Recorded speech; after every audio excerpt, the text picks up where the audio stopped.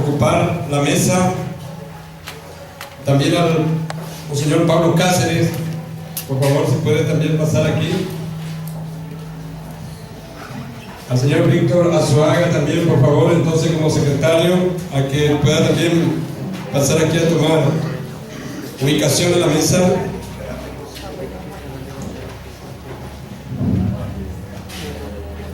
Y por supuesto también queremos que comparta ya con nosotros aquí en la mesa la ingeniera Mercedes Calese, para que pueda de esta manera también formar parte de esta directiva de la mesa que en la mañana de hoy tenemos previsto el desarrollo del primer tema.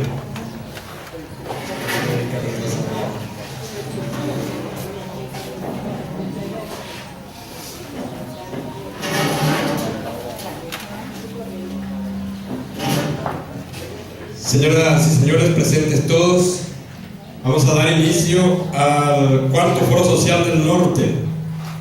Y para ese menester nos acompaña aquí en la mesa las personas ya invitadas.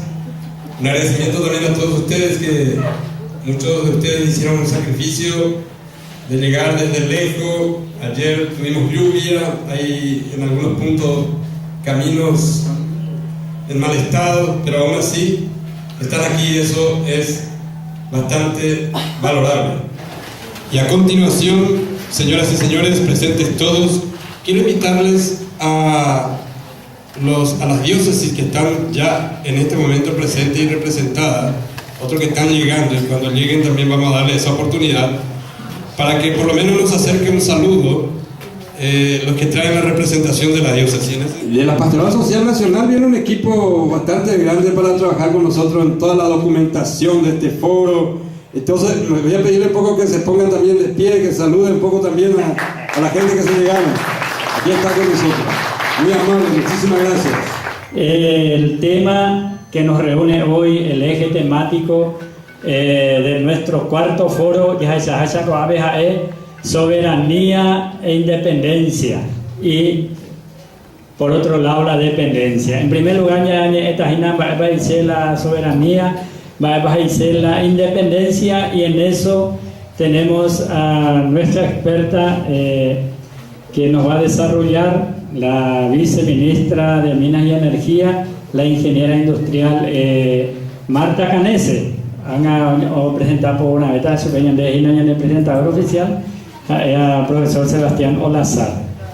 Aproximadamente una hora de ponencia. Ya un pequeño receso, yo comí, y después vamos a entrar para lo que nosotros va a ser lo más importante del foro, que es el debate, es decir, la participación de todos, con preguntas, con opiniones, con posturas, con propuestas, etcétera, porque el foro hay que concluir con una resolución que solemos llamarle un llamado a la ciudadanía en general, que se llama durante todo el año en nuestras 5 diócesis y también en todo el Paraguay sobre estos temas tratados en el foro. Con eso vamos a concluir prácticamente el día, y a la tarde vamos a iniciar con la ponencia del licenciado Hugo Pereira sobre dependencia y sobre todo sobre lo que llamamos la penetración un poco de extranjeros en nuestras 5 diócesis también. Ya que gran parte de nuestro territorio original ocupados para bien o para mal en algunos casos de gente que no son paraguayas. Extranjeros, en ninguna manera tenemos ese espíritu de xenofobia, sino para tratar también sobre nuestra realidad. Y entonces haremos esa cátedra de licenciado Hugo Pereira, y también la misma metodología, seguido de debates y aportes para llegar a conclusiones. Y por último, a la tarde, a las 3:30 por ahí, los compañeros de la Pastoral Social Nacional nos van a dirigir una dinámica de trabajo bien ágil para sacar las conclusiones generales y sobre todo el pronunciamiento del cuarto foro, a repetir nuestro caminar en nuestra iglesia como cristianos y como ciudadanos en general. quisiera presentarles a la que va a estar como desarrollando el tema, el primer tema, pero quiero decir una frase de la Sagrada Escritura que dice: por sus frutos los conoceréis. Yo es la primera vez que estoy viéndola en persona, la ingeniera Mercedes Canese, pero me consta básicamente el trabajo que está haciendo por nuestro país. Hoy está con nosotros aquí, y para conocer un poco más de ella nació en Asunción, en la capital de nuestra república, el 8 de junio del año 1976. Se recibió de ingeniera industrial en la Facultad de Ingeniería de la Universidad Nacional de Asunción en el año 2001. Y fue electa en aquel entonces como estudiante, ya incluso fue electa representante estudiantil en el año 1998 y 1999 ante el Consejo de la Universidad. Actualmente es docente universitaria en dicha casa de estudio desde el año 1999. Realiza trabajo de consultorías en energía, ambiente, sociedad, costos y producción. Asesora a varias organizaciones sociales y trabajó en varias fábricas hasta el año 2008. Participa de la campaña por la recuperación de la soberanía energética y coordinada por el entonces obispo Fernando Lugo.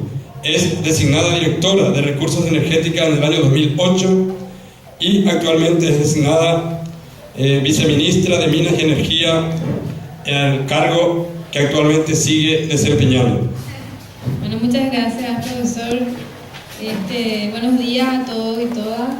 Entonces, vamos a empezar definiendo qué significa cada concepto. Las dos cosas están muy relacionadas: independencia y soberanía. Independencia, la noción de independencia permite nombrar al Estado que no depende ni es tributario de otro. Y la otra definición de independencia es bastante similar. La independencia es la situación de un país o nación que no está sometido a la autoridad de otro, ¿verdad? Entonces, eso es un país independiente, que es un concepto que es bastante nuevo, que nació un poco como resultado de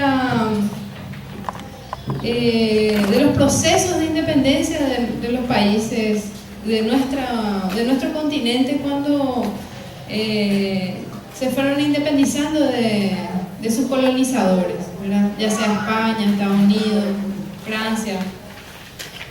Y porque claro, antes de esa época nosotros dependíamos de un reino o de un imperio, una nación que era otro país. Entonces la independencia es no depender de otro. Y la soberanía tiene que ver con el soberano, o sea, tener poder absoluto y perpetuo sobre algo. Y como Estado, entonces tener el poder sobre eso sin depender de otros. Y es muy interesante cómo estos conceptos están muy bien expresados en nuestra Constitución. Por eso también copié los primeros dos artículos de la Constitución Nacional, que hablan que somos un país independiente. Dice: la República del Paraguay es para siempre libre e independiente. Es interesante esta frase porque es la misma que se usó en el Congreso de 1813, donde también se dijo que Paraguay es para siempre libre e independiente. Y además después se agrega ese artículo de la Constitución que somos un Estado social de derecho, ¿verdad? Y en segundo término habla de la democracia representativa, participativa y pluralista. Fíjense cómo son conceptos que están en nuestra Constitución. A veces en algún momento la prensa estuvo un poco, algunos medios criticando mucho lo de democracia participativa, como si fuera que era un concepto que venía de afuera, ¿verdad? Y vemos como en realidad eso está en nuestra Constitución, que la democracia tiene que ser participativa. Y una de las formas vamos a tener pronto de ejercer eso es el referéndum que va a haber el 9 de octubre, ¿no? Para el voto de los paraguayos en el extranjero. Bueno, y el artículo 2 de la soberanía también es muy importante. Dice: en la República del Paraguay la soberanía reside en el pueblo. Y es así como como sucede en una república. En una república la soberanía reside en el pueblo. Por eso es que es tan importante la participación de todo el pueblo en la conquista de su soberanía. Y dice el pueblo que la ejerce conforme a lo dispuesto a la Constitución. Y la Constitución establece una serie de mecanismos por los cuales nosotros ejercemos nuestra soberanía. Y tenemos que ejercer para que realmente tengamos soberanía. Vamos a la siguiente lámina. Bueno, yendo un poco a nuestra historia, ¿qué es lo que ha motivado la colonización de América? Y ha sido principalmente la búsqueda de recursos naturales, estratégicos, que tenían mucho valor en ese momento en España, como eran, por ejemplo, las especias, los metales preciosos. Con ese objetivo vinieron a América, para tratar de conseguir a bajo costo y después vender a un elevado costo en sus regiones y quedarse con una importante renta. Y efectivamente eso fue lo que pasó. El objetivo principal de la conquista fue apropiarse de esos recursos naturales tan abundantes que hay en nuestra región. Y claro, en donde ahora es Paraguay, cuando eso todavía no se llamaba Paraguay, no había metales preciosos, que era uno de los objetivos de la extracción de riqueza. Entonces, la forma que usaron para extraer la riqueza fue a través de la explotación de los indígenas, ¿verdad? Que les sometieron al régimen de servidumbre, ¿verdad? Para la explotación de los productos de nuestra selva y de la agricultura y la ganadería. En ese momento nosotros no conocíamos las energías modernas todavía. Entonces el hombre era usado como un mecanismo para extraer esa riqueza. Así como ahora se usa, por ejemplo, un tractor, ¿verdad? Ahora es más eficiente el uso de la mano de obra del hombre a través de la energía moderna. En esa época no existía, no se conocía el uso del petróleo ni de la electricidad.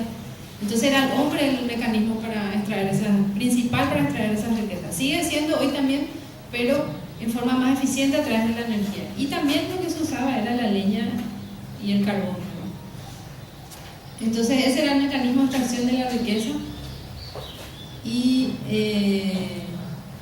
eso en la época colonial no hizo que los paraguayos, los nativos vivan mejor, ¿verdad? Al contrario, porque éramos ricos en recursos naturales, pero esa riqueza se llevaba a otro lugar y nosotros no recibíamos los beneficios por ese abundante recurso. Los indígenas y los nativos eran explotados para la extracción de esos recursos. Y así es como venían los bandeirantes a robar indígenas para justamente hacerles trabajar como esclavos, ¿verdad? Y de alguna forma también ahí, cuando vinieron las reducciones jesuítica franciscana, mejoró la condición de vida de los nativos, ¿verdad? Pero el objetivo en ese momento de los conquistadores, ¿verdad?, era ese enriquecimiento a costa de nuestros recursos naturales.